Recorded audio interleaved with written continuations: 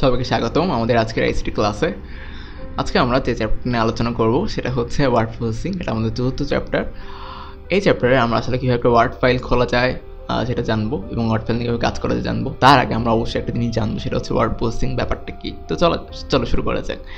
Word processing ব্যাপারটা জিনিসটাকে যেটা আমরা ভেঙে বলি ওয়ার্ড কি? ওয়ার্ড মানে কি?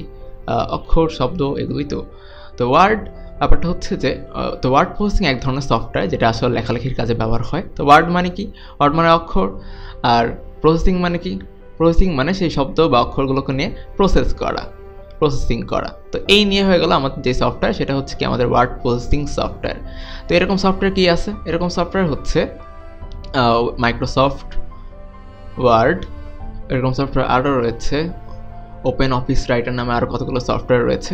তো এগুলো আসলে সব লেখালেখির কাজে ব্যবহার হয় এবং এগুলোকে সবাই সবগুলোকে একসাথে বলা হয় ওয়ার্ড প্রসেসিং সফটওয়্যার। তো আমরা এরপর কিছুক্ষণ পরেই দেখবো কীভাবে একটি ওয়ার্ড ফাইল খোলা যায় এবং কীভাবে সেই ওয়ার্ড ফাইলে কাজ করা যায়।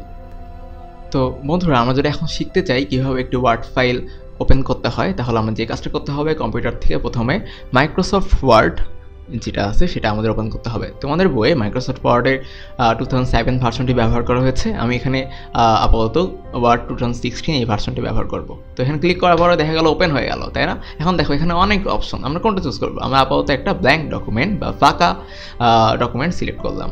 আচ্ছা, এখানে আমরা এবার টাইপ করতে যাচ্ছি। ধরো টাইপ করতে গেলে তোমাকে কী করতে হবে? এখন কিবোর্ড থেকে তোমাকে টাইপ করতে হবে। হ্যাঁ, কিবোর্ড অভ্যাস না থাকলে টাইপ করাটা একটু কঠিন, তবে ধীরে ধীরে অভ্যাস করলে পারবা তোমরা সবাই অবশ্যই।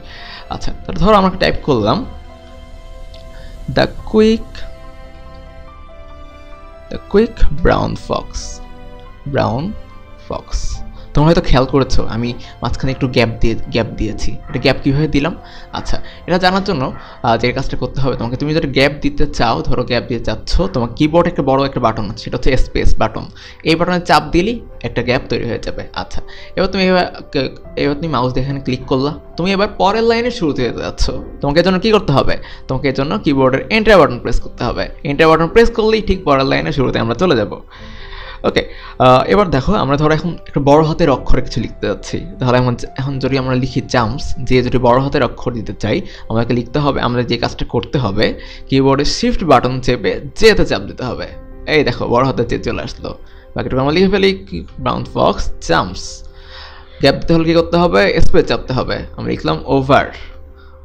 এখন ধরো আমরা একটাই ভুলে লিখে ফেললাম। এইটা কীভাবে এখন মুছতে গেলে তোমাকে যেটা করতে হবে, তার মানে কি মোছা মানে আগের ওয়ার্ডটা তুমি মুছতে যাচ্ছ, তার মানে তোমার এখন কিবোর্ডে ব্যাক স্পেস বাটন নামে একটা বাটন আছে, সেই বাটনে চাপ দিতে হবে। চাপ দিলে দেখো আগের ওয়ার্ডটা মুছে গেল। আমি লিখলাম ওভার। আচ্ছা, ওভারের পর আমি ধরো ভুলে একটা ডি লিখে ফেললাম। হ্যাঁ, তুমি চাচ্ছ তোমার ধরো কার্সরটা এখন এখানে আছে, তুমি চাচ্ছ ডি বাটনটা মুছে ফেলতে। কী করতে হবে? কিবোর্ডে একটা ডিলিট বাটন আছে, ডিলিট বাটন দিলেই ঠিক তার পরে ওয়ার্ডটা মুছে যাবে। হ্যাঁ, এবার আমরা স্পেস দিলাম ওভার এ, আবার ব্যাক স্পেস লেজি। আচ্ছা, আমরা একটা আবার এন্টার দিলাম, দিয়ে ধরো হচ্ছে বড় হাতের টি দিলাম, লেজি ডগ।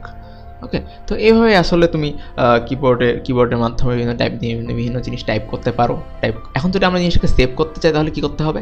দুইভাবে সেভ করা যায়। তুমি যদি কন্ট্রোল আর এস একসাথে চাপো তাহলে সেভ হয়। আরেকভাবে করা যায়, এখানে অফিস বাটন থেকে তুমি এই দেখো সেভ অ্যাজ লিখলা, তারপরে দেখো তুমি কোথায় সেভ করতে চাচ্ছ। আমি ধরো সেভ করতে চাচ্ছি ডেস্কটপে, মানে একদম শুরুতেই থাকবে এটা।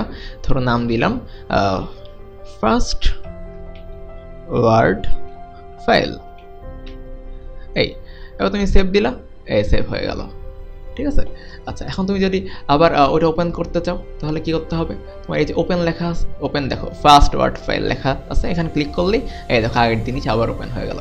এভাবে আমরা একটা ওয়ার্ড ফাইল ওপেন করতে পারি এবং ওয়ার্ড ফাইল এভাবে সেভ করতে পারি। আশা করা যায় তোমরা ব্যাপারটা বুঝতে পেরেছো। সবাইকে ধন্যবাদ।